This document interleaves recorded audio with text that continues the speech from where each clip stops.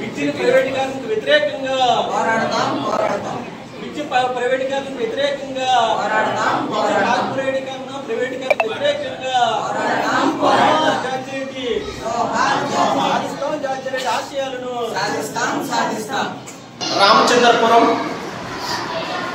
పిల్లవారి high స్కూల్లో కామరేడి జార్జిరెడ్డి 53వ వర్ధంతి కార్యక్రమం జరుగుతుంది.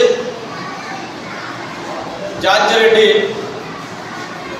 తెలంగాణ రైతాంగ పోరాటం, శ్రీకాకుళ రైతాంగ పోరాటం, గోదావరి లోయ ప్రతిఘట పోరాటాల కాలంలో ఆయన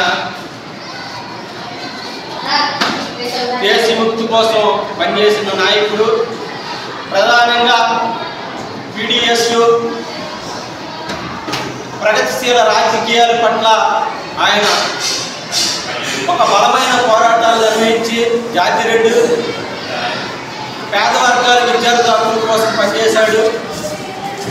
ఆయన 1947 జనవరి 15వ తేదీన ఆంధ్రప్రదేశ్ కర్నూలు జిల్లా చల్లావరిపల్లిలో జన్మించిన కాలంలోనే ఒక పక్కన తెల్లదొరలు పాలన కొనసాగుతుంది. తెల్లదొరలు పాలన కాలంలోనే ఆయన పుట్టిన క్రమంలోనే దేశంలో స్వేచ్ఛ కోసము, సమానత్వం కోసము, శుభ్రతత్వం కోసం ఉద్యమాలు జరుగుతున్నాయి.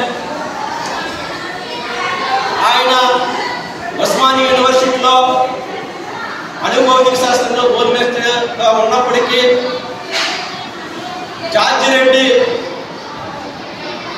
ఒక సోషలిజం కోసం, సమసమాజ స్థాపన కోసం, దేశంలో అవినీతికి అక్రమాలకు వ్యతిరేకంగా ఒక బలమైన ఉద్యమాలని ఆయన నిర్వహించాడు.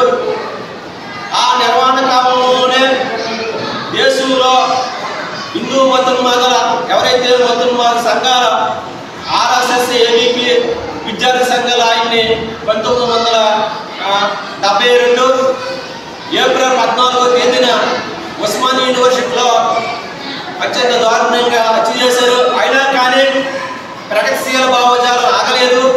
దేశవ్యాప్తంగా ఒక జార్జిరెడ్డి మరణిస్తే లక్షలాది మంది జార్జిరెడ్డిలు జన్మించారు. ఇప్పటికే పోరాటం చేస్తున్నారు.